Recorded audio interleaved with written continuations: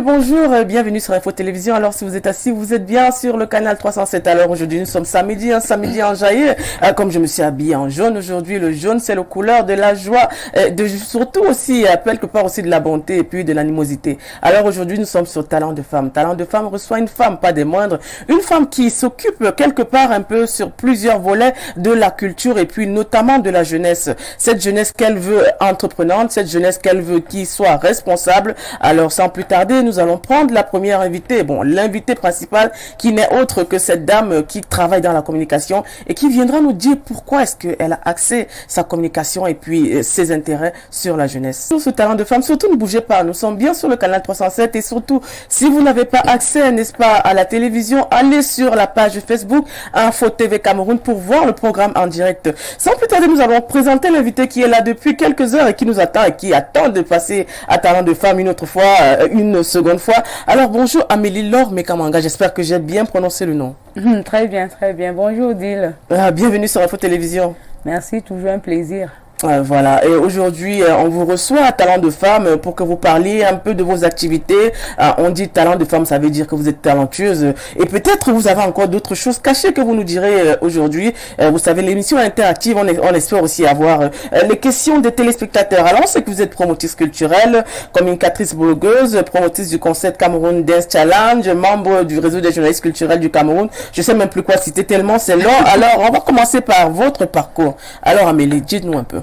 Quel est le parcours de cette jeune dame qui aujourd'hui est sous le feu de projecteur avec la jeunesse qui danse aujourd'hui? Je dirais, je commencerai par mon parcours scolaire, mes années de lycée. J'ai toujours été passionnée du journalisme et de la culture. Déjà au lycée, je faisais partie du club journal. Donc j'ai toujours été passionnée par tout ce qui concerne l'art. Mais comme au Cameroun, on ne fait toujours pas ce qu'on veut, j'ai pas pu avoir le concours de l'ESSIC, mais je suis infirmière de profession, de formation et de profession. D'accord. Je me suis retrouvée dans le milieu culturel comme ça. Et je me suis dit, mais pourquoi ne pas rattraper ce vœu perdu de mon enfance en m'exerçant dans ce milieu par passion et par intuition. C'est ce qui se passe actuellement et... Voilà. Voilà, vous êtes infirmière, vous êtes communicatrice, blogueuse, et il faut aussi dire que vous êtes CEO du média Meamla Digital. C'est vrai que ça on n'a pas cité. Dites-nous un peu, comment est-ce que vous en arrivez à créer déjà un site internet dans le digital? Comment est-ce que vous arrivez à gérer votre temps en étant infirmière? On sait que vous travaillez aussi dans le domaine médical. Et puis aujourd'hui, on vous voit promouvoir du concept Cameroonian Dance Challenge. Dites-nous un peu, qu'est-ce qui s'est passé pour que vous vous retrouvez dans tout ce brouhaha, notamment professionnel? Je dirais, je vais appeler ça comment, ma présence vraiment effective et constante sur les réseaux sociaux qui m'ont poussé à créer tout ce que je fais aujourd'hui, surtout mon média en ligne. Étant très active sur les réseaux sociaux, je me suis dit, mais pourquoi ne pas... Et des gens qui appréciaient aussi beaucoup mes sorties sur les réseaux sociaux, ma façon de passer une information, je me suis dit, mais pourquoi ne pas mettre ça au service de la culture, surtout tous ceux qui font dans l'art. Pourquoi ne pas créer un truc qui va pouvoir être comme un lien entre moi et eux, parce que je ne pouvais pas le faire sur mon compte personnel, d'où naît le média Meamla Média Digital. Nous avons une page Facebook, une page Instagram, une page Twitter et un site internet. Vous avez un site internet. Alors aujourd'hui, on va d'abord commencer à parler du concept, ce qui est d'actualité aujourd'hui, Cameroonian Music Dance Challenge. Alors, Cameroonian Dance Challenge, voilà, qui plus est, aujourd'hui, fait parler les jeunes, notamment dans le domaine des compétitions de danse. Dites-nous un peu d'où vient la naissance de ce concept qui aujourd'hui a apporté beaucoup de jeunes. On voit beaucoup d'affluence, des jeunes qui viennent de pratiquement toutes les 10 régions du pays. La naissance de ce concept vient du fait que, étant déjà média, je me suis dit, mais qu'est-ce que je peux bien faire pour vraiment marquer mon empreinte dans le milieu culturel et aussi venir en aide aux acteurs culturels. J'ai regardé autour de moi, j'ai constaté que les danseurs sont ceux-là qui portent vraiment l'art, surtout au niveau des artistes musiciens, mais ils sont très peu mis en valeur, en avant. Ils sont la plupart du temps recalé au second plan. Je me suis dit, mais bon, il y a beaucoup de danseurs, ils font dans le hip-hop, le coupé décalé, mais moi, je veux valoriser la culture de mon pays. Pourquoi ne pas mettre sur pied un concept qui va nous faire découvrir uniquement les sonorités camerounaises et découvrir les différents pas de danse de notre pays. Parce qu'il y a beaucoup de danseurs même qui ne connaissent pas exécuter les pas de danse camerounais. Et moi, je voudrais valoriser la culture camerounaise dans son authenticité à travers le monde. D'où naît le concept Cameroonian Dance Challenge. Alors, on sait qu'aujourd'hui, nous en sommes à la 3e édition. Quelle sera la particularité de cette 3e édition? Déjà, pour cette 3e édition, il y aura un trophée. Les autres éditions n'ont pas eu de trophée. Oui. Il y a eu plus de compétiteurs. Nous sommes allés en présentiel avec 9 groupes de danse. Les années précédentes, c'était des trucs de 4, 5, 6. Mais cette fois-ci, nous avons 9 groupes de danse. Nous avons des jurys hautement qualifiés, hautement professionnels. Je salue comme ça le gagnant du concours de la chanson musique 2019, Dashi. L'artiste Dashi, c'est un artiste musicien, chorégraphe.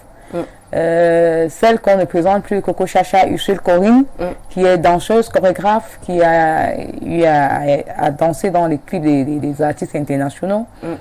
Et Ludovic Bassek, qui est aussi un ancien danseur, mais juriste de profession. Donc le jury est constitué de 2 danseurs chorégraphes et d'un juriste. Il faut aussi rappeler que le cachet a augmenté parce que le premier prix c'est 400 000. J'en arrive là. Je n'avais pas encore terminé. Il y a aussi le cachet qui a augmenté justement. Le premier prix est à 400 000, le deuxième 300 et le troisième 200 000. En plus de ça, tous les participants, tous les compétiteurs ont droit à un diplôme de participation. Alors aujourd'hui, on parle du Cameroonian Dance Challenge. Est-ce qu'aujourd'hui, avec ce concept, vous avez eu des collaborations, de nouvelles collaborations? Vous avez eu peut-être des demandes d'autres championnats, peut-être d'autres compétitions aussi, pour vous associer et peut-être créer une grande compétition à l'échelle peut-être sous-régionale? Jusqu'à présent, nous n'avons pas encore reçu des demandes pareilles, mais on espère qu'avec le temps, vu comment le concept est en train de grandir, ça va arriver.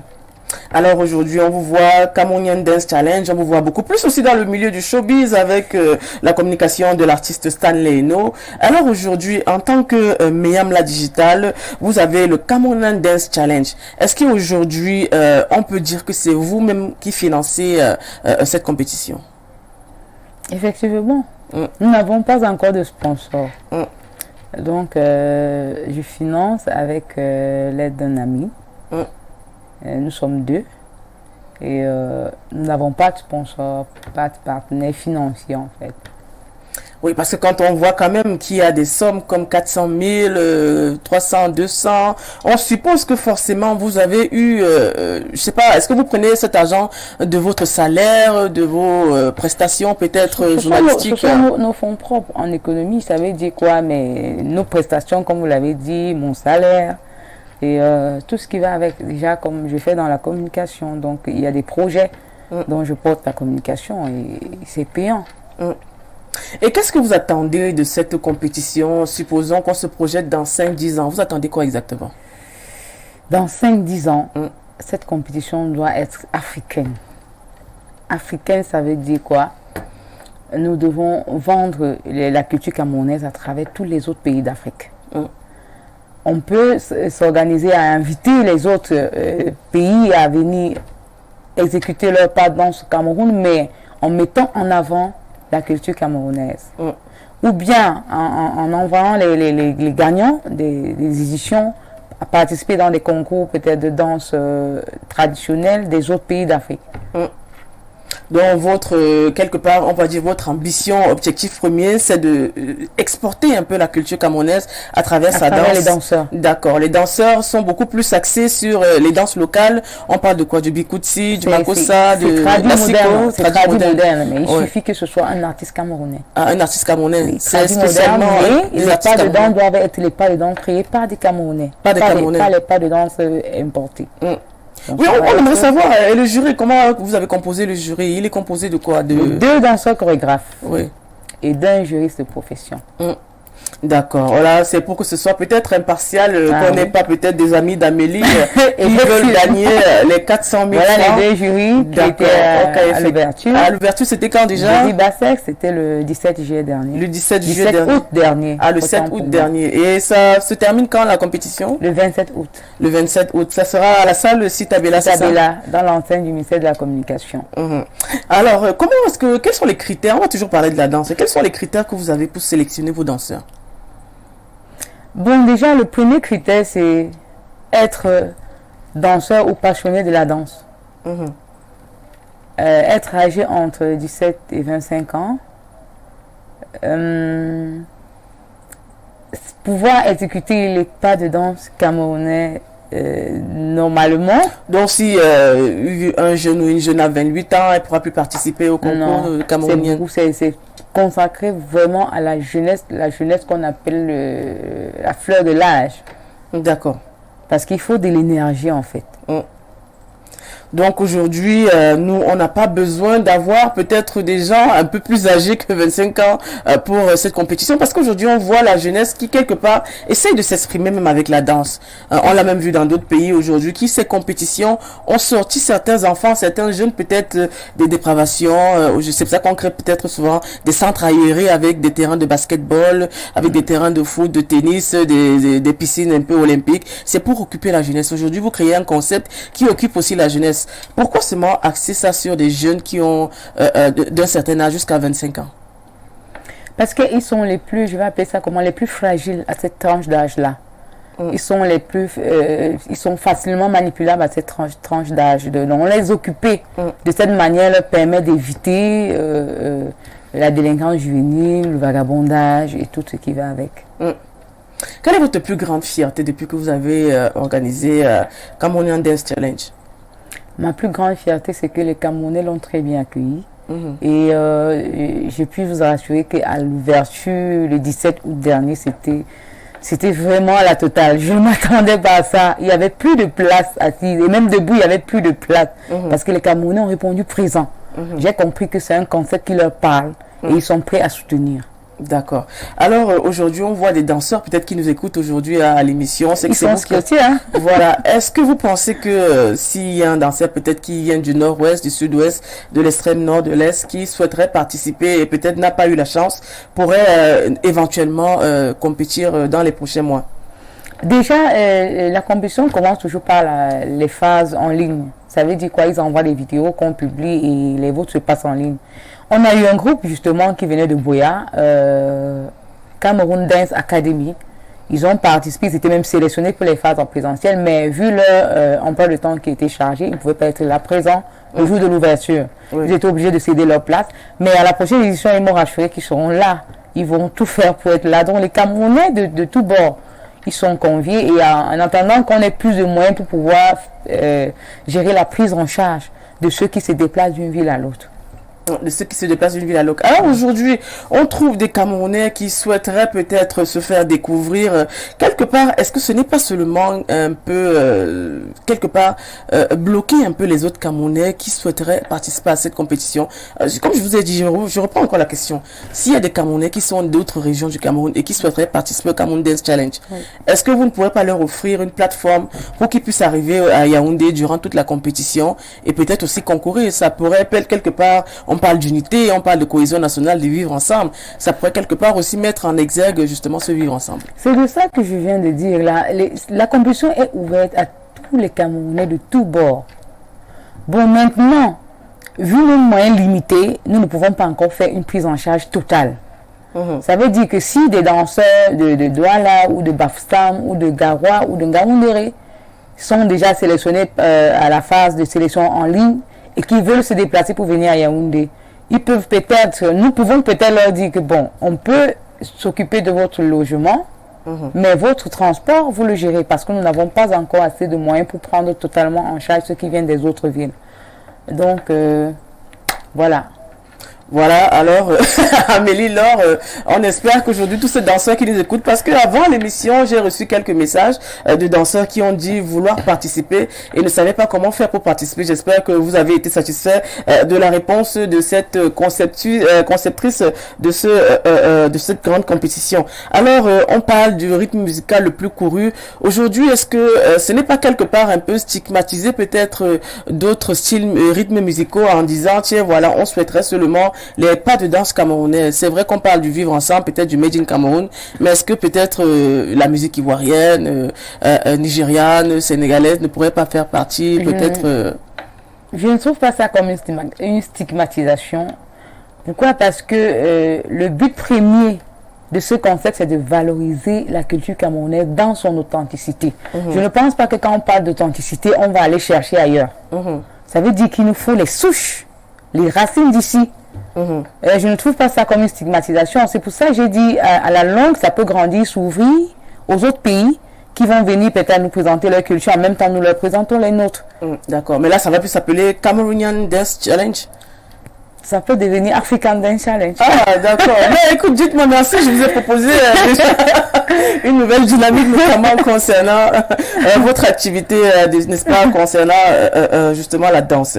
Alors aujourd'hui, on sait que la danse est quelque part un autre moyen d'expression, un exutoire, peut-être même une thérapie pour les jeunes qui aujourd'hui semblent un peu perdus.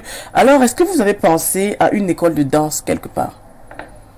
Ouvrir une école de danse ou bien vous collaborez avec des écoles de danse? Non, il n'y a pas encore de collaboration avec les écoles de danse, mais je vais appeler ça comment, c'est une idée en projection. Parce que nous aimerons vraiment encadrer même ceux qui participent à la compétition et des gagnants ou bien des compétiteurs qui n'ont pas pu gagner. On aimerait vraiment les encadrer, leur procurer un suivi, pourquoi pas. Oui, parce que quand même, il y a quelques jours, c'est vrai que j'ai assisté au lancement. Il y avait l'équipe qui n'était pas gagnante, elle était quand même assez malheureuse, mais pourtant vous l'avez applaudi, l'équipe perdante, et vous avez dit, tiens, voilà, on souhaiterait que vous soyez là tout au long de la compétition, et l'année prochaine, vous revenez. Bon, ça, c'est un esprit de fair play qui est appréciable déjà au Cameroun. Et on sait quand même que les Lions indomptables sont fair play. Vous êtes une Lion indomptable déjà de la danse. On va maintenant quitter ce domaine, on va parler de votre domaine, autre domaine professionnel. On parle du journalisme aujourd'hui. On sait que vous faites partie du réseau des journalistes culturels qui ont fêté leurs 10 ans cette année. Alors parlez-nous un peu, ça, c'était basé sur quoi les festivités? Qu'est-ce que vous avez réalisé pendant 10 ans? Quel a été l'impact du réseau des journalistes culturels au Cameroun? Pour ceux qui suivent les activités du réseau des journalistes culturels du Cameroun, ils doivent constater qu'à tous les niveaux, les journalistes culturels sont présents. Tous les grands événements au Cameroun, le festival Écran Noir, Yara, beaucoup d'autres événements culturels, que ce soit du ministère de la Culture ou bien du ministère de la Communication, les journalistes culturels sont toujours présents dans toutes les activités qui concernent la culture en général et l'art en particulier. Quelles étaient les articulations? Parce qu'on a vu beaucoup d'activités, il y avait des soirées, il y avait des ateliers, il y avait des discussions. C'était quoi exactement? Oui, ça s'est étendu pratiquement sur une semaine. Oui, quel est l'impact que pendant 10 ans, le journalisme culturel a laissé au Cameroun, notamment à travers le réseau des journalistes culturels? L'impact, je dirais, il y a déjà ce que nous appelons le Grand Prix Francophilie des médias, qui était un prix décerné aux meilleurs journalistes culturels qui se sont démarqués durant l'année en cours. Il y a aussi ce que nous organisons souvent, on appelle le prix Perica, qui est un prix qui encourage la jeunesse qui veut faire partie du journalisme. Les jeunes, ça veut dire les tout petits du lycée, qui veulent faire carrière dans le journalisme. C'est très impactant dans la société parce qu'on prépare la relève. D'accord.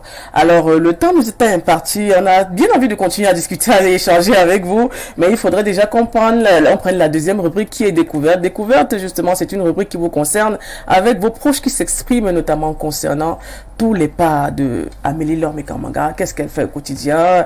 Est-ce qu'elle maltraite ses amis? Est-ce qu'elle est gentille? Est-ce qu'elle est en tant qu'infirmière? Est-ce qu'elle s'occupe bien des patients? Bon, bref, on va prendre la première vidéo.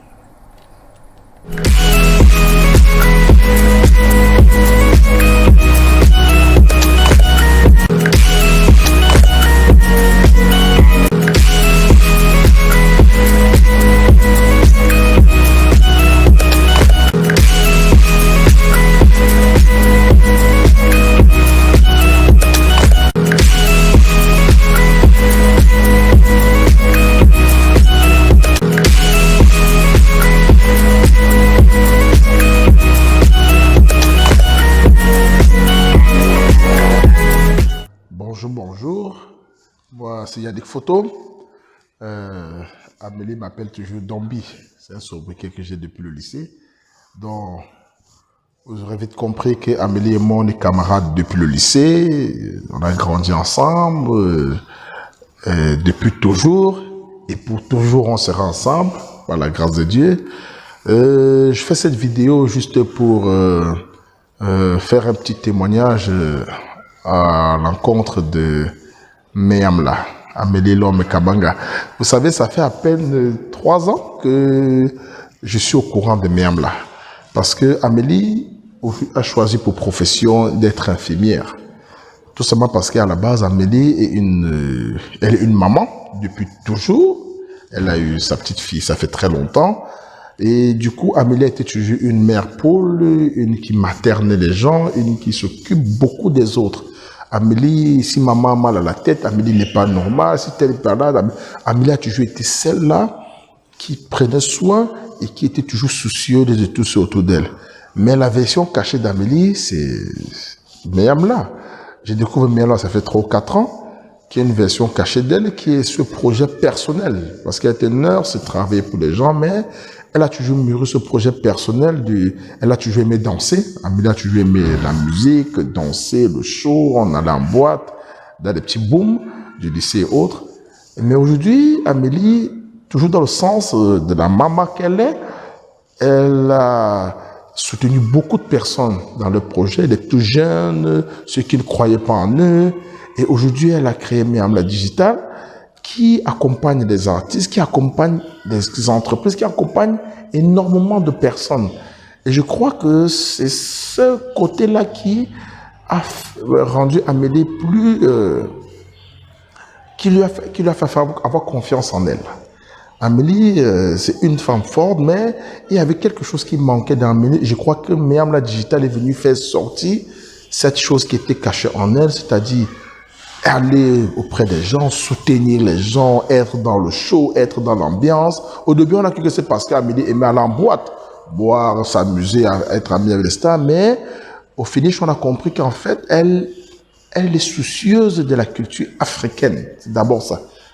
Amélie est avocate de la culture africaine, de la femme naturellement, la femme noire, la femme bio, la femme charnelle, la femme pulpeuse, celle-là qui se met en valeur sans se dépraver. Et du coup, je crois qu'avec Meyamla, elle encadre beaucoup de jeunes, elle encadre dépravés. Et du coup, je crois qu'avec Meyamla, elle encadre beaucoup de jeunes, elle encadre même ceux qui ne sont pas jeunes, elle aide beaucoup de personnes à promouvoir leurs produits. Franchement, Amélie, tu es une personne magnifique, tu es une personne géniale. Et je vous dirai une chose, Amélie son petit truc que nous sait, que beaucoup de personnes savent, Amélie aime manger de la viande. Oh, Amélie et la viande. Je ne sais pas quel est le rapprochement entre infirmière, Meyamla Digital et la viande. Je crois qu'on ne trouve aucune relation entre les trois, tout simplement parce qu'Amélie reste toujours quelqu'un qui garde ce petit cocher, ce petit côté surprise là, ces petites choses qui fassent qu'on arrive pas à la maîtriser, mais elle est toujours là, comme si elle n'est pas là. Mais je vous dis, Amélie est toujours là. À ma frangine, à ma sœur, à ma pote, beaucoup de bonnes choses pour l'avenir, beaucoup de bonnes choses. Je sais, Cameroun Dance a commencé, j'ai pas été à l'ouverture alors que j'étais censé être à cause du travail, mais Amélie, sache que l'union est de tout cœur avec toi, on te soutient énormément. Comme tu dis toujours, c'est le partage, il faut partager. L'amour, c'est le partage. Je crois qu'on partage autour de nous et beaucoup de courage dans ce que tu fais aujourd'hui. Beaucoup de demain diront que tu as trempé ou tu as fait ce, tu as fait ça. Mais Amélie, tu as beaucoup travaillé, tu as cru en ce projet et nous sommes derrière toi pour t'encourager. Allez, la go, la blague go. Bonne chance à toi, beaucoup de bonnes choses et je te promets de faire un tour à la salle Citabella pour t'encourager pour la suite. Et pour te remercier de ce que tu fais pour la jeunesse et même pour la vieillesse camerounaise. Bye bye. Amélie travaille pour la jeunesse, pour la vieillesse camerounaise. J'espère que je vais travailler avec toi bientôt aussi, parce qu'il paraît que vous encadrez beaucoup de jeunes. Alors aujourd'hui, on vous voit en tant que femme active dans le digital. Il a parlé de Meyamla Digital. Vous accompagnez beaucoup les artistes. C'est vrai qu'il y a quelques temps, on vous a vu avec le styliste David Fanaguet. Quelle est votre relation avec ce styliste? Je souhaiterais d'abord dire un coucou à David. David, je vais dire ça comment, je soutiens tout ce qui est camerounais, tout ce qui est africain, tout ce qui est talent. David, c'est un génie du design. C'est comme ça que moi je l'appelle. C'est un génie du design parce qu'il n'a jamais fait une école de mode. Jamais une école de formation. Ses créations sont naturelles. Je vais m'appeler ça sur naturel. Parce qu'il fait des créations vraiment magnifiques. Aujourd'hui, je suis très fière, je suis honorée de porter ces créations. Et je vais dire ça comment. Les gens m'appellent déjà Égérie Fanaguet. Même si le contrat n'est pas officiel, je suis officieusement Égérie Fanaguet. D'accord. Et j'aimerais rappeler qu'il est l'habilleur du Camerounais André Challenge de cette édition. On aura un défilé de lui à la clôture le 27 août prochain. D'accord. Alors aussi, on vous a vu travailler aux côtés de l'artiste Stanley Eno. Stanley Eno qui est très connu, qui est un des premiers artistes qui a reçu, je crois, le prix MTV Africa. Voilà. Aujourd'hui, on parle de Stanley Eno comme d'une icône. Actuellement, je crois qu'il a tourné un clip aux États-Unis qui est sorti et qui est très connu. On va pas faire la publicité ici. Alors, comment est-ce que vous commencez avec Stanley Eno en tant que, justement, journaliste, promotrice culturelle, communicatrice, entre autres? Je dirais d'abord le cri de guerre King Kong. Hein? Je commence avec Stanley Eno comme une fan à la base. J'ai vu le parcours de Stanley Eno depuis 2013 quand il sort le titre Impair. J'étais fan parce que c'était un autre rap qu'on n'avait pas connu au Cameroun. Le rap de la rue, si je peux appeler ça comme ça, le Mboko rap, puisque le langage utilisé était le langage utilisé par les jeunes dans la rue, tous les Camerounais se sont sentis concernés. Donc j'ai beaucoup aimé cette créativité et c'est depuis cette année-là que j'ai commencé à le suivre. Et vu comment je communiquais sur lui sur les réseaux sociaux, c'est comme ça que la relation est née et je me suis retrouvée dans sa team de communication digitale. Alors aujourd'hui, on vous voit quand même faire sa communication un peu partout, sur toutes vos plateformes et puis beaucoup plus sur les réseaux sociaux. On vous connaît comme quelqu'un de très proche de lui. Alors aujourd'hui, est-ce que vous pouvez nous parler un peu des failles du King Kong? Des failles? Oui, peut-être ses petits défauts, parce qu'on aimerait bien savoir, il est un peu discret. Les défauts du King Kong, tout le monde connaît ce défaut-là, il est têtu. Tout le monde connaît ça. Je vais pas dire, c'est pas une mauvaise têtutesse, je vais dire ça comment. Il est déterminé. Je sais qu'il m'écoute et lui-même il sait que quand je suis en face de lui, je lui dis ce que je pense. C'est pas comme si j'étais en train de. Bon, c'est pas une mauvaise têtutesse, c'est du genre, il est déterminé. Ça veut dire quoi? Quand il veut faire quelque chose, il est focus. Même si tu dis quoi, tu montes, tu descends. Quand il a déjà dit dans ta tête que je veux faire telle chose comme ça, c'est comme ça qu'il le fera. Bon, avant de prendre la prochaine vidéo, on va prendre une dernière question. Aujourd'hui, on parle de vous comme d'une mangeuse de viande carnassière. Dites-moi un peu, c'est quoi votre amour de la viande Yannick est venu nettoyer à la télé. Bon, je sais pas, c'est depuis l'enfance. Notre père nous a habitués à la viande. Vous êtes infirmière, n'est-ce pas? De formation, vous êtes infirmière diplômée d'État. Voilà, aujourd'hui on a eu le docteur Zobo qui a fait la une sur les réseaux sociaux, notamment concernant la consommation des beignets haricots. Qu'avez-vous comme idée, notamment concernant... Moi, je dirais que ce docteur veut se faire connaître. Il est tellement à la recherche de la visibilité qu'il est prêt à passer par tout type de buzz pour se faire connaître. Vous pensez que c'est un buzz? Parce que je ne comprends pas comment un docteur peut se permettre de dire que les haricots, qui sont les protéines végétales, qui sont très importantes pour l'organisme, est toxique. Je n'arrive pas à me mettre ça dans la tête, en fait. Mais il a parlé aussi de l'usage répétitif des huiles de friture qui sont un peu... Là, je suis d'accord avec lui. L'usage répétitif des huiles de friture. Déjà, même, il n'est pas conseillé de faire chauffer l'huile pour faire la cuisson.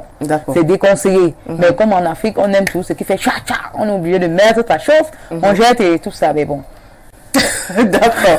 Écoute, on dit un bonjour au docteur Zobo et bien on espère que la médecine camerounaise va évoluer. Alors, on va prendre la deuxième vidéo qui concerne, n'est-ce pas, Amélie et son entourage. C'est qui le tout ça? Alors, on va parler d'Amélie Love. C'est une grosse boule d'énergie.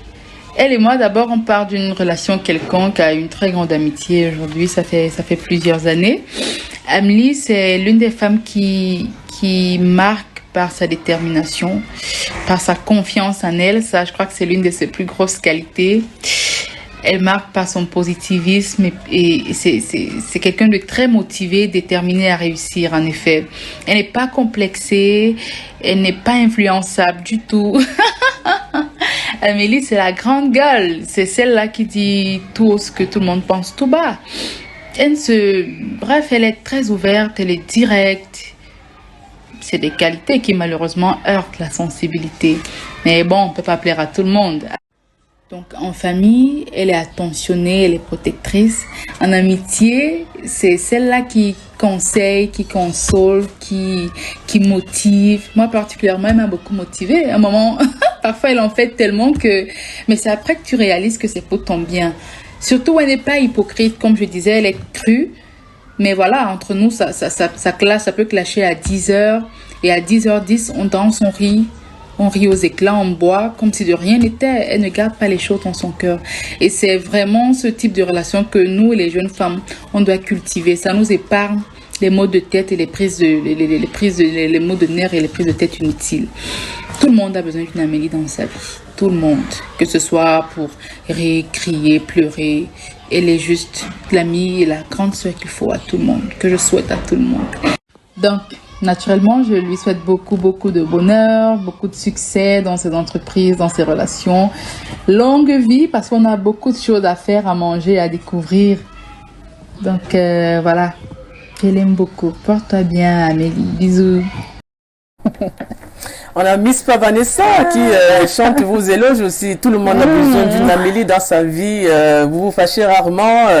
Vous avez aussi des prises de tête, mais néanmoins, vous savez réagir au bon moment. C'est ce qu'elle a voulu expliquer. Dites-nous un peu, quelle est la relation que vous avez avec elle?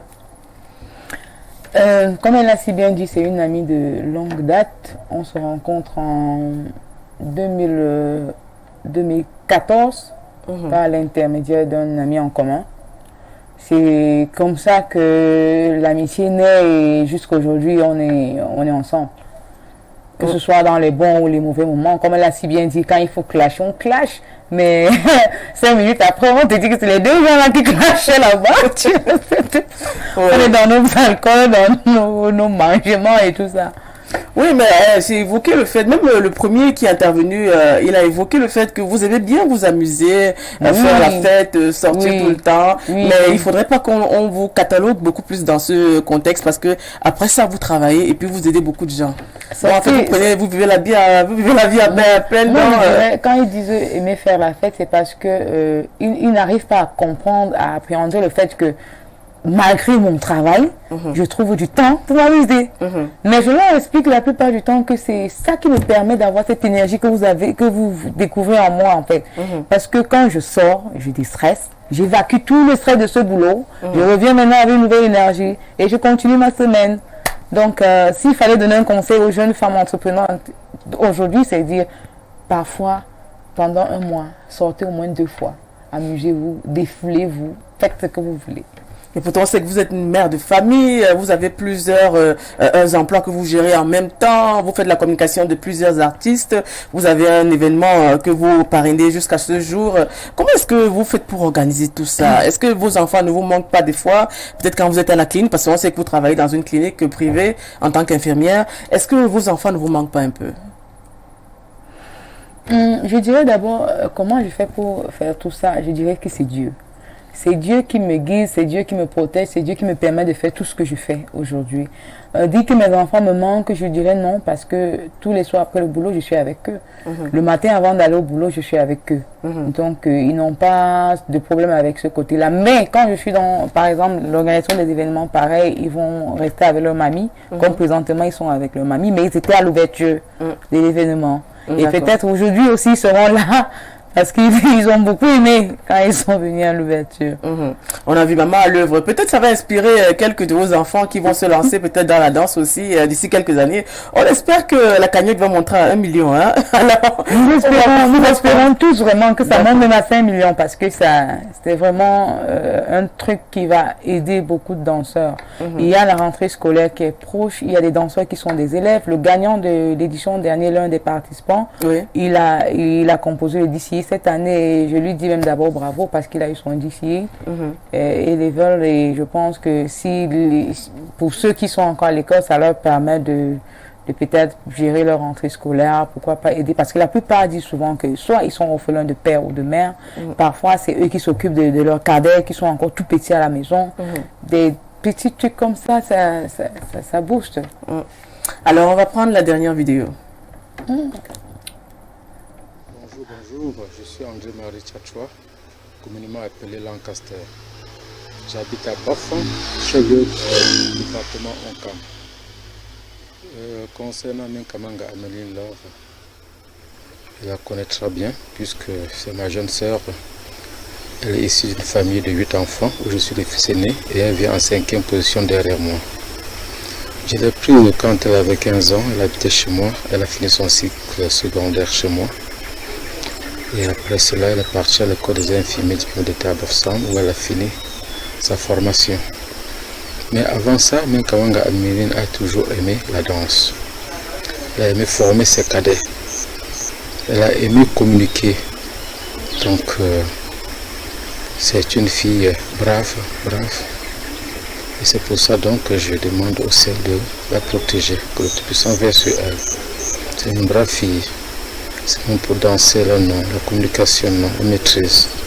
Je vous remercie. Bonne journée à tous. Ah, vous êtes une brave fille, c'est votre papa adoptif, le grand frère. Je suis allée vivre chez lui quand mon papa est décédé. Parce que mon papa est décédé... Non, je suis allée vivre chez lui 2 ans avant que mon papa ne décède. Parce que mon papa est décédé en 2002. D'accord. J'avais 17 ans. Je suis allée vivre chez lui quand j'avais 15 ans. Je faisais la classe de 3e. Donc, c'est lui, je l'ai dit, c'est lui mon papa, parce que j'ai passé mes années de lycée, de puberté chez lui. J'ai reçu les coups de fouet. Je ne vois pas comment il est doux. Oui, tout à l'heure, vous le signiez déjà avant, pendant que la vidéo passait. Monsieur, il m'a fouetté.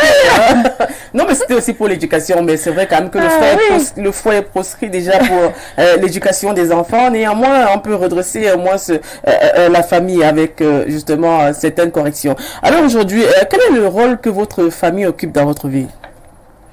Ma famille occupe le premier rôle, hein, parce qu'on dit souvent, tout le monde peut te lâcher, mais pas ta famille. Je fais comme ça un coucou à ma maman, elle est certes malade, mais je sais qu'elle va regarder à travers le téléphone de ma soeur aînée, le direct. Et maman, je t'aime beaucoup, que le Seigneur te protège.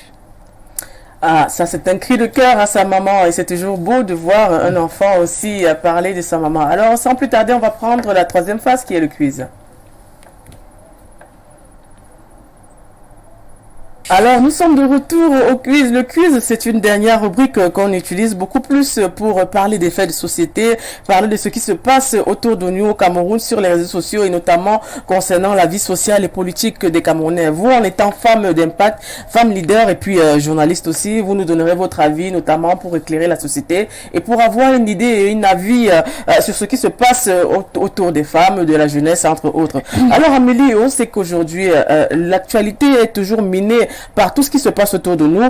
Selon vous, que faut-il faire pour diminuer les violences basées sur le genre? On sait que depuis hier sur les réseaux sociaux, on a cette vidéo qui circule, notamment où on voit un monsieur qui lève la main sur une femme et qui a fait sortir les blogueurs, les influenceurs, entre autres les Camerounais en général, et qui se sont sentis outrés et un peu blessés, surtout les femmes. Vous qui êtes une femme, quel est justement votre avis face à cette violence qui a été perpétrée sur une femme comme vous? Je dirais toute forme de violence est à proscrire, que ce soit la violence verbale, physique, morale, que ce soit féminin ou masculin, toute sorte de violence est à proscrire. On ne doit pas encourager la violence, quelle que soit la forme. La violence, je vais appeler ça comment? C'est une atteinte à la personne. C'est un coup que vous donnez à la personne, que ce soit physique ou moral ou psychologique même. C'est un truc, je vais appeler ça, c'est pas conseillé dans tous les cas d'utiliser la voie de la violence, quel que soit le problème. Alors, avec cette vidéo qui circule sur les réseaux sociaux et puis notamment les réactions de tout un chacun, qu'auriez-vous fait si vous étiez à la place de cette dame? Vous en tant que femme. Moi déjà, j'ai trop peur de la bastonnade. Moi à sa place, j'aurais peut-être demandé au monsieur, bon, je suis désolée déjà, je présente mes excuses et je dis comment est-ce que vous pensez qu'on peut arranger cette situation. Bon, si je constate qu'il est assez violent, mieux je reste d'abord silencieux. Parce que quand quelqu'un est déjà violent et que vous répondez à sa violence, ça peut dégénérer et le pire arrive. Oui. Donc, mieux éviter le pire. Moi, c'est ce que je dis. Si j'étais à la place de cette dame, c'est ce que j'aurais fait. Désolé, monsieur, qu'est-ce qu'on peut faire pour arranger cette situation? Si je constate qu'il est assez violent, je pourrais appeler le secours même à côté. Peut-être les gens qui passaient, je crois, j'ai vu dans la vidéo, c'était dans les embouteillages. Oui, effectivement. Déjà qu'on pouvait peut-être interpeller d'autres chauffeurs pour venir essayer de faire un arrangement. Mais il y a des dames qui l'ont stoppé à un moment donné. Il y a 2 dames qui sont venues le stopper. Oui, j'ai vu, c'est comme si c'était les dames qui étaient dans la voiture avec le monsieur. Oui. Parce que j'ai entendu, ils parlaient même la même langue. Oui. Quand les dames demandaient que, mais qu'est-ce qui se passe, il leur a répondu en langue. Bon. Je me dis, ce sont ces dames, et les dames justement ont intervenu, mais vous savez, les femmes elles n'ont pas cette force physique-là, Oui. pour vraiment dégager. Le monsieur était très en colère, parce que quand vous l'entendez, il bégaye même, quand quelqu'un bégaye déjà en parlant, quelqu'un qui ne bégaye pas de façon normale, quand il bégaye en parlant, c'est que la pression artérielle est tellement haute que le cerveau ne parvient plus à articuler les mots qu'il faut que vous sortez de votre bouche. Donc il était déjà tellement en colère qu'il fallait vraiment quelqu'un de très posé, et je vais appeler même ça comment physique, pour le calmer. On ne justifie pas du tout le geste qu'il a posé, parce que même si vous êtes en colère, vous n'avez pas le droit de porter la main sur quelqu'un. Ça, c'est clair. Bien sûr, il y a certains qui parviennent pas à maîtriser la colère, mais ce n'est pas une raison pour porter la main sur quelqu'un. Un inconnu, même si c'est votre famille, ce n'est pas une raison. La violence, surtout physique, elle est vraiment... Elle traumatise beaucoup plus. Oui, d'aucuns parlent de porter plainte, ils ont parlé de plainte contre le monsieur, d'aucuns parlent de prison même. Selon vous, quelle est peut-être la sentence qu'il faudrait, peut-être payer une amende, des excuses publiques? Pour vous, l'acte que ce monsieur a posé, certes, n'est pas appréciable. Que pensez-vous qu'on pourrait lui donner comme sentence? Selon vous, hein, c'est pas, vous n'êtes pas le tribunal non plus. Hein. Voilà. Bon, selon moi déjà, j'ai vu sur les réseaux sociaux, si c'est vrai, qu'il a fait une publication en demandant pardon à la dame, en demandant pardon au peuple camerounais. Bon, même dans la Bible, on dit une faute reconnue et à moitié pardonnée. Moi, si j'étais à la place de la dame, on dit toujours un arrangement vaut mieux qu'un bon procès. Pour éviter d'avoir je vais appeler ça comment, des insomnies et des rappels mémoire de ce qui s'est passé. Parce qu'au procès, à chaque fois, vous allez vous rappeler des coups qu'il vous a donnés. C'est comme ça que le stress va augmenter. Ça peut vous créer même une autre maladie. Moi, à la place de la dame, s'il veut vraiment, il présente ses excuses et déclare ne plus jamais recommencer ça sur qui que ce soit, ce serait mieux qu'il fasse la paix. Parce que la paix est mieux. Hein. Moi, je dis toujours ça, la paix est mieux. Oui, la paix est mieux, mais avec les gens, peut-être ça pourrait être aussi raccourci. Si à chaque fois on voit ce genre de comportement un peu abusé, où un homme frappe sur une dame et puis après il demande les excuses et puis on clôt l'affaire, peut-être que d'autres hommes seraient aussi motivés à faire pareil, vous ne pensez pas? Bon, dans ce cas, c'est possible que les autres soient motivés à le faire en disant que bon, je vais demander des excuses, ça va passer. Mais là, on laisse le libre choix à la dame de faire ce qu'elle veut. Et moi, j'ai parlé de ce que j'aurais fait. Donc, à chacun de voir. Vous êtes dans une instance et une constance, s'il vous plaît. D'accord. Bon, vous n'aimez pas le problème, vous n'aimez pas la violence, ça on l'a compris. Alors, on va prendre la deuxième question. Alors, aujourd'hui, on parle de vie chère. On parle de vie chère un peu dans le monde, un peu partout. Le panier de la mer est attaqué. Il y a les qui se plaignent de part et d'autre. On voit aussi aujourd'hui des jeunes entrepreneurs quand même qui essayent quelque part de se démarquer en apportant peut-être leur plus dans ce domaine. Là, on a dit ici, on a vu un monsieur qui s'appelle Roosevelt Bolion. Il a écrit une lettre au Premier ministre concernant une introduction obligatoire des farines panifiables locales dans la fabrication des pains normés au Cameroun. C'était une lettre qui date du 19 août. Alors, selon vous, Amélie, que pensez-vous de la farine de maïs comme substrat pour la production locale? Le maïs, d'abord, c'est une céréale qui est très nourrissante. Et même du manioc, parce que lui, on lui parle du manioc. J'ai mangé du pain fait à base du manioc une fois, c'était très bon. Hein. Oui, qui remplace le blé. À un événement de Made in Cameroun, c'était vraiment très bon. Je me suis dit, mais pourquoi est-ce que nous produisons du manioc ici et on passe le temps à importer du blé pour fabriquer notre pain? Pourquoi ne pas exploiter ce que nous avons?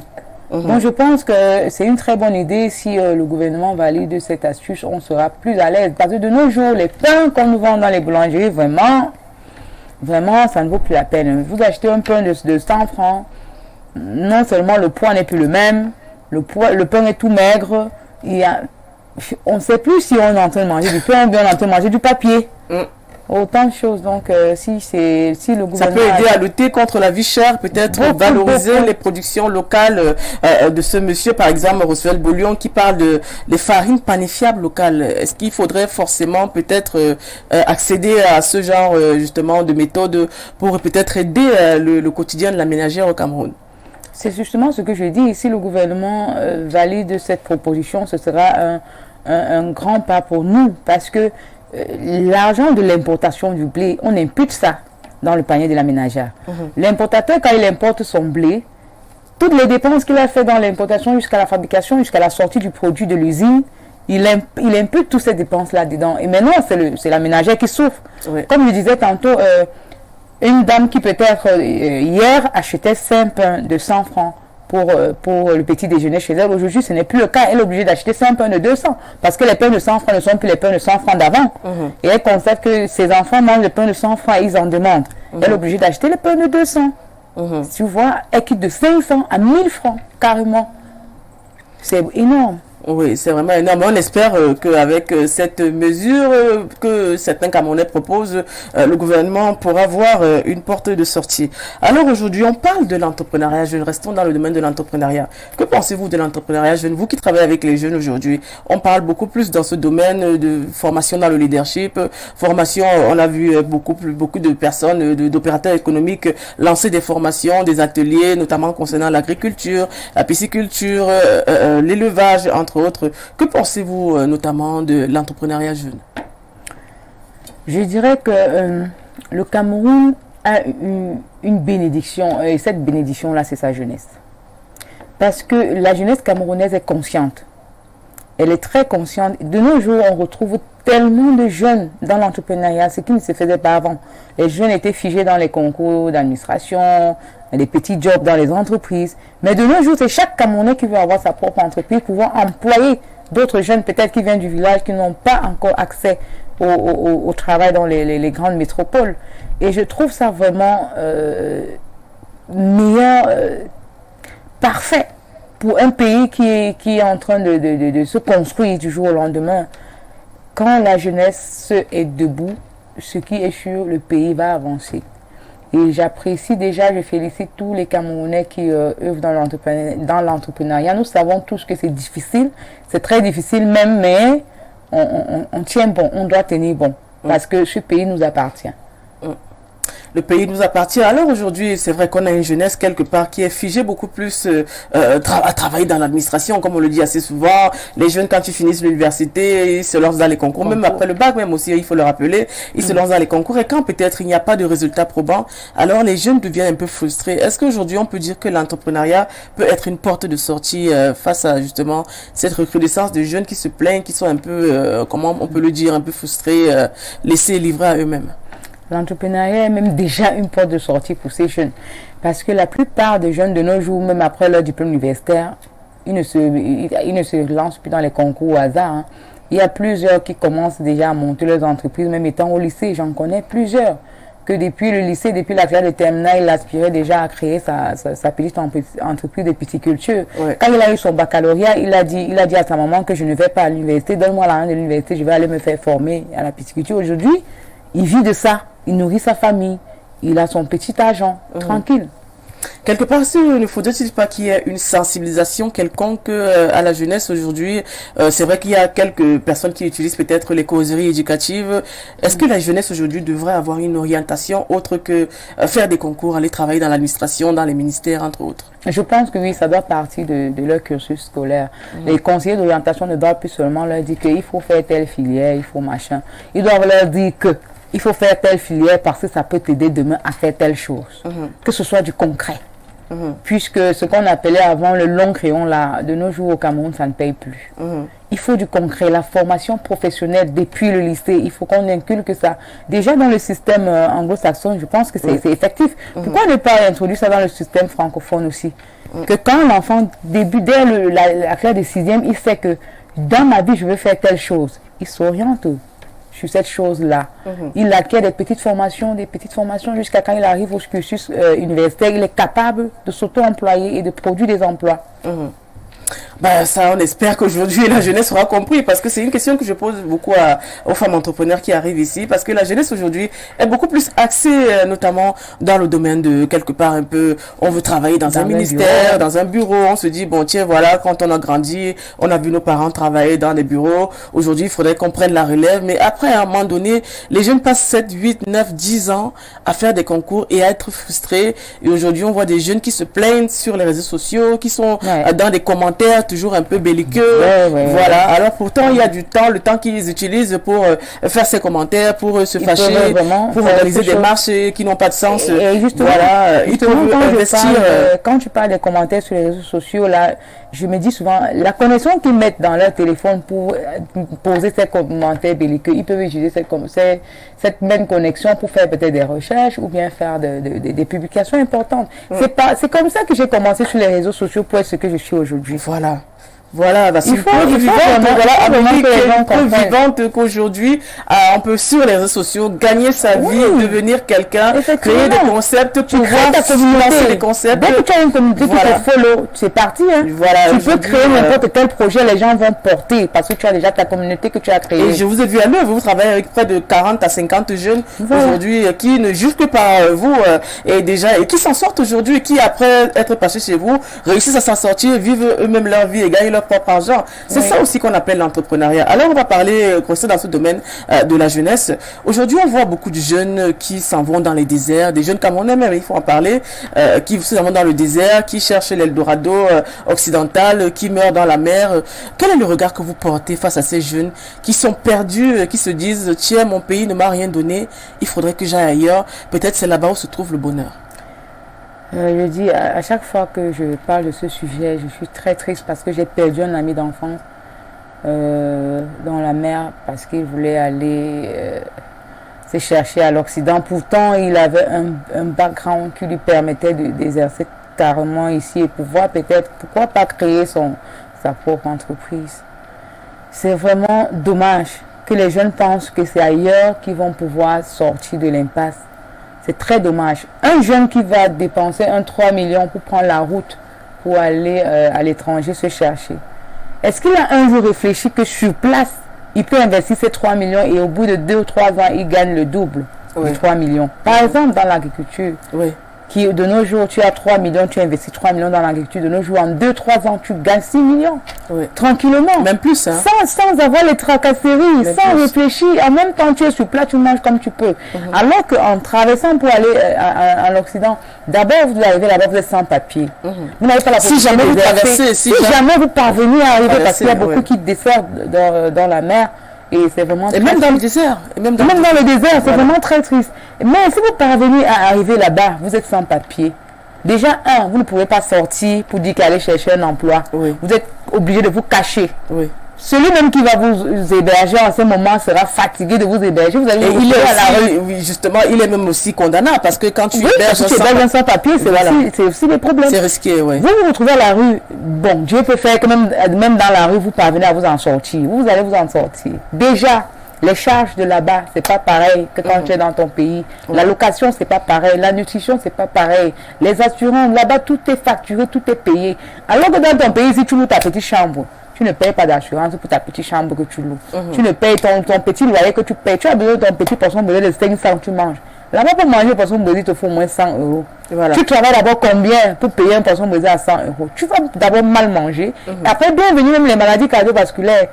Le rôle d'être allé en Europe, c'est quoi? Ramener les maladies, ne pas pouvoir même aider ta famille. Parfois, tu rentres peut-être se filmer devant l'événement. Filmer, venir au pays, dire que je suis en beng. Beng là, mon frère, parfois ils disent qu'ils sont en beng. Après, pour rentrer, c'est chez toi qu'on veut demander l'argent pour payer le billet d'avion. C'est qu'un beng que tu es parti. Non, mieux tu construis ton beng chez toi. Moi, c'est ce que je dis à tous les jeunes qui me follow. Construisez votre beng dans votre pays. Personne ne va venir construire votre pays. Ça, c'est une vérité. Là-bas, chez eux, ils ont construit le pays. Ne partez pas encore ajouter l'argent sur l'argent. Ici, là, on a besoin d'argent. Donc, travaillons notre argent sur place, on l'utilise sur place. Ça va nous aider.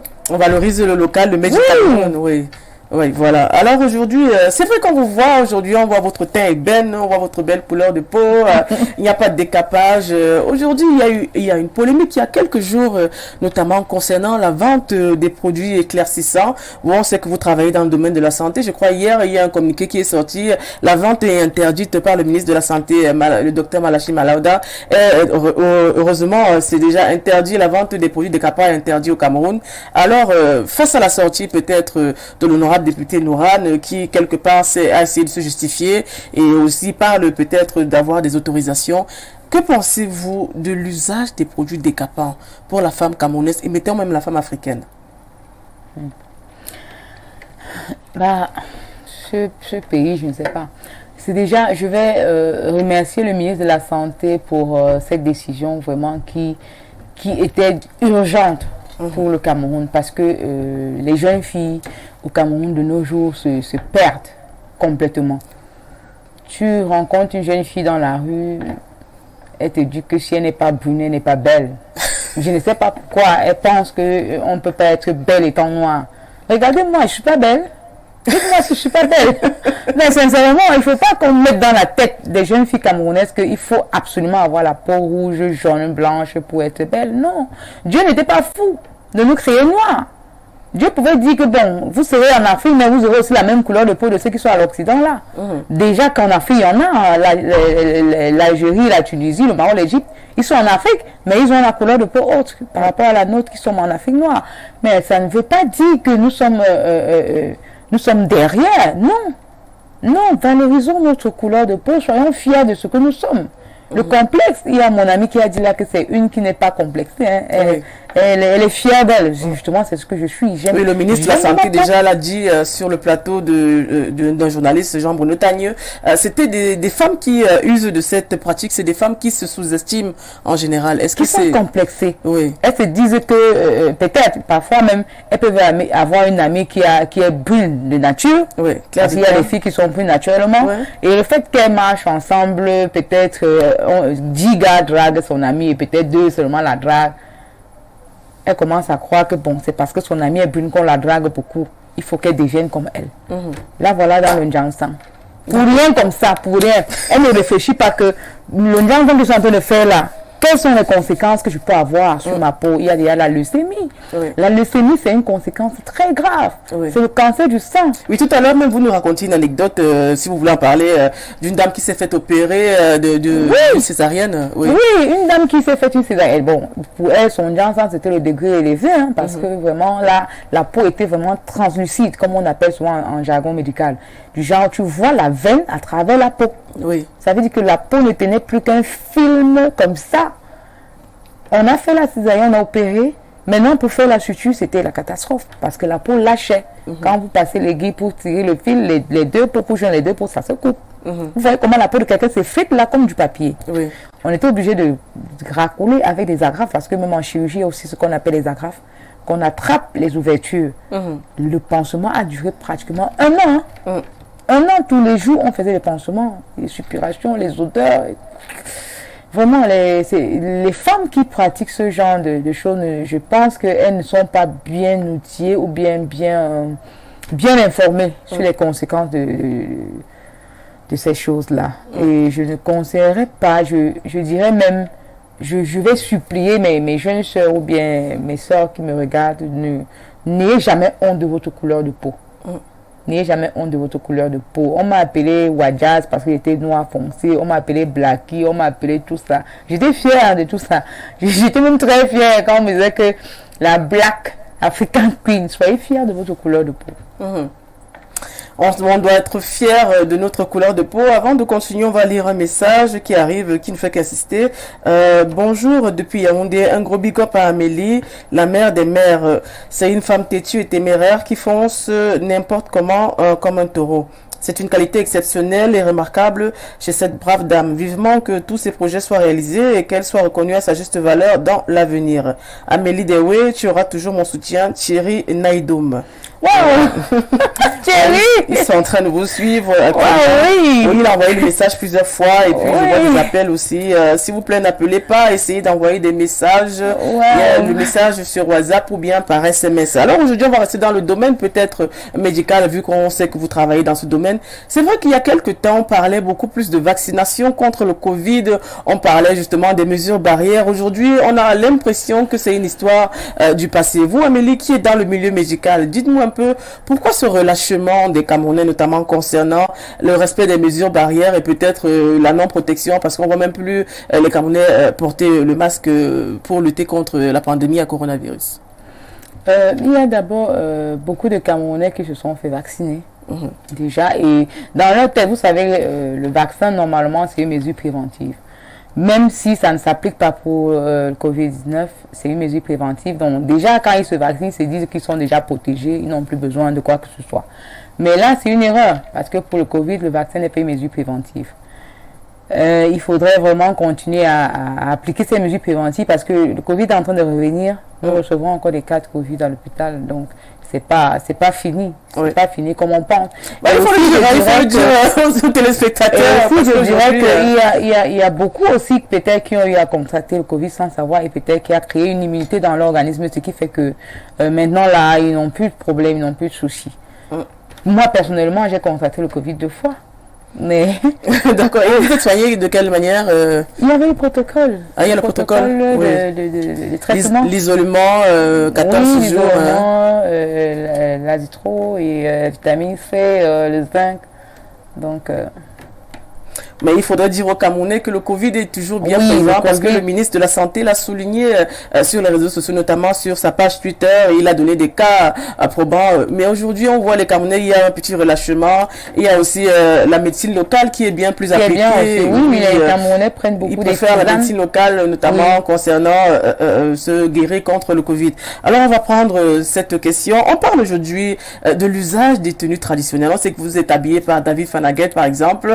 Aujourd'hui, on voit les Camerounais beaucoup plus retourner un peu vers les traditions. On voit beaucoup plus de femmes porter les pagnes aujourd'hui, porter les accoutrements qui viennent de chaque région du pays. Est-ce que quelque part c'est un retour aux sources ou bien c'est une conscientisation aujourd'hui des jeunes Camerounais?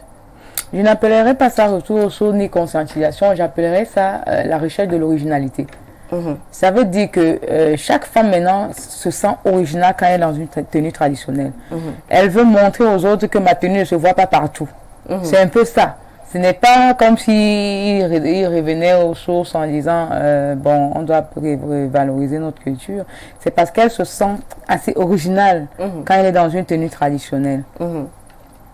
D'accord, on espère que c'est ça. Vous êtes dans la culture, c'est votre domaine. Je crois qu'il y a un festival même qui est essentiellement fait avec le pagne, le festival du pagne africain qui est à Yaoundé. Je crois qu'il y a un festival spécial pour l'usage du pagne et puis on montre comment utiliser et coudre les pagnes. On espère que votre styliste préféré, David Fanaguet, pourra prochainement vous faire des tenues un peu traditionnelles. Il me fait toujours des tenues traditionnelles. Hein. Pour celui-là, il est un adepte des tenues traditionnelles. Il aime bien sa tradition et ses créations sont toujours avec une touche traditionnelle. C'est ça qui fait même sa particularité en fait. Il y a un autre message qui arrive. Bonsoir, cette femme est très jolie avec sa peau. Bon, il parle de vous, c'est un inconnu qui vous envoie ce message. On voit que le message qui arrive quand même essaye de toucher les Africains et notamment les Camerounais, notamment concernant le scandale qui a eu, le petit scandale avec l'honorable député Noran. Alors, on va prendre la dernière question. Comme on sait que vous êtes dans le domaine de la santé, c'est une question qui revient toujours et les femmes me posent ces questions. Aujourd'hui, on voit des femmes qui ont du mal à enfanter, des femmes stériles, et peut-être des femmes qui ont des problèmes quelque part à concevoir. Que pensez-vous aujourd'hui de l'adoption ou des mères porteuses? C'est des questions qui me reviennent toujours, des femmes. L'adoption, encore, je dirais, c'est une porte pour ces femmes qui n'ont pas eu la joie de l'enfantement, surtout pour ces enfants aussi qui n'ont pas eu la chance de connaître leurs parents ou bien de vivre avec leurs parents. Parce que adopter un enfant, c'est lui donner un toit, l'éduquer, l'aimer comme si vous l'avez enfanté. Et mère porteuse, la plupart du temps, en physique, j'ai pas encore eu la chance d'avoir c'est un peu difficile au Cameroun. Oui, j'ai pas encore eu la chance d'avoir fait une mère porteuse, mais dans les films, ce que je vois pour les mères porteuses, ça finit toujours très mal.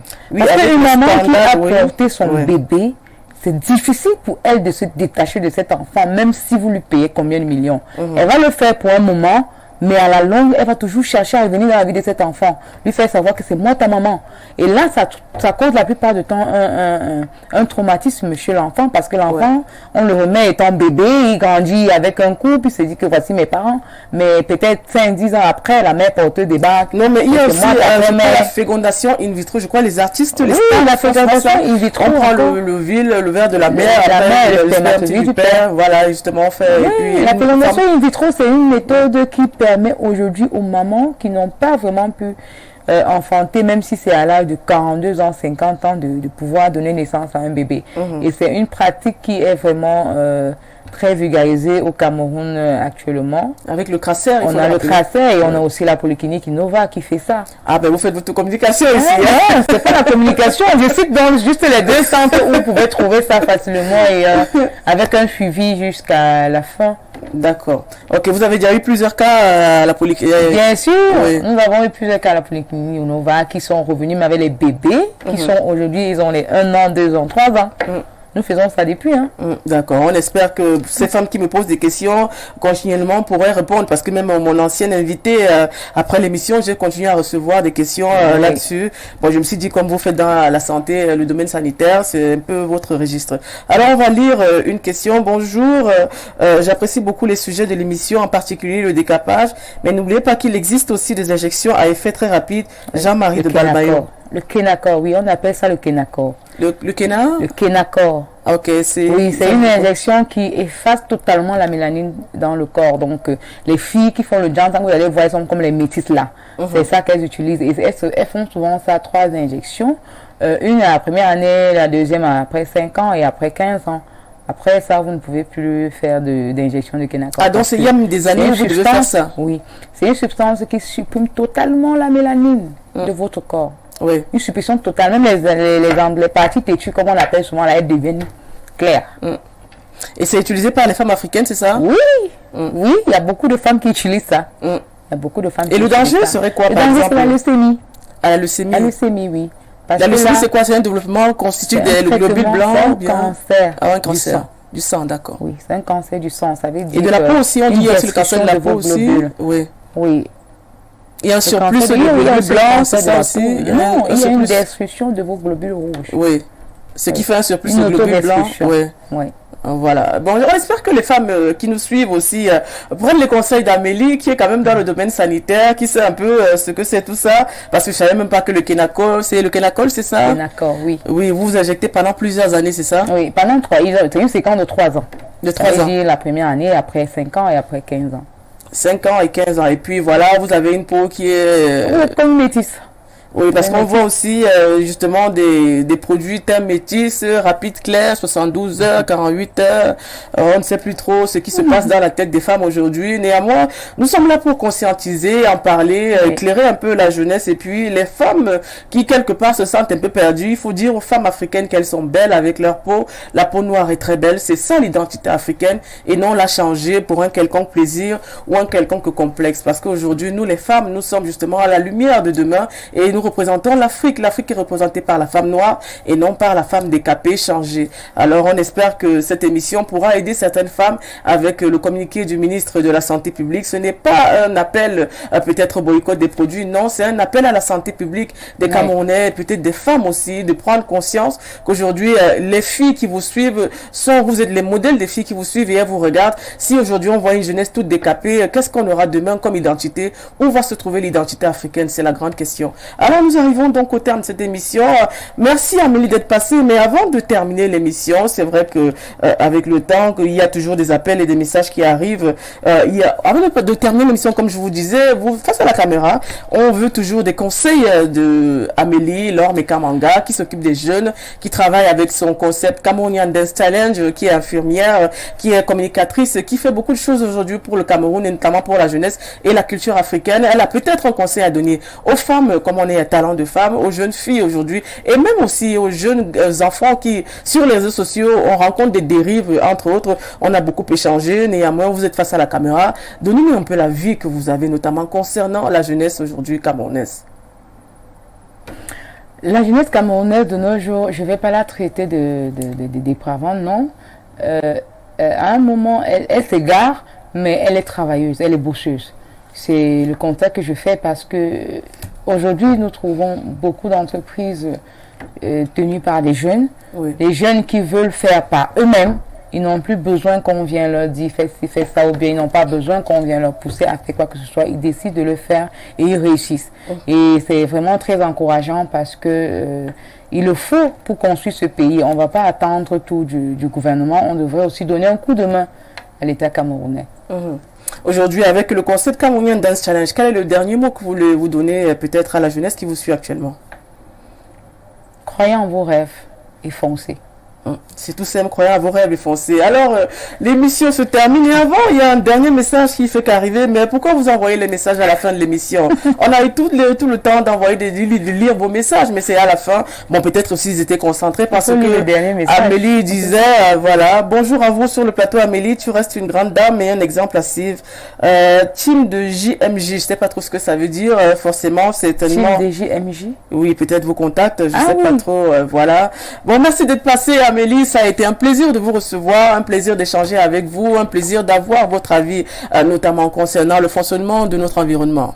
Merci, merci. C'est toujours un plaisir de venir sur ton plateau. Du courage pour la suite de vos activités. Merci beaucoup et j'espère que vous serez avec nous à Cita Bella tout à l'heure pour les quarts finales de la compétition. Ah, ce sera à quelle heure? À partir de 16h. À partir de 16h, Amélie sera à Cita Bella. On espère qu'on verra beaucoup de jeunes qui iront la soutenir et soutenir les jeunes danseurs. Alors, restez des nôtres pour la suite des programmes d'infotélévision. Il y a Palabre des jeunes qui va passer avec cette jeunesse qui veut montrer un peu qu'elle peut apporter un plus de tonus, notamment dans la gestion de la cité. Restez sur Info Télévision, la chaîne de proximité pour le vivre ensemble. Portez-vous bien et on se dit à samedi prochain et surtout, soyez sages.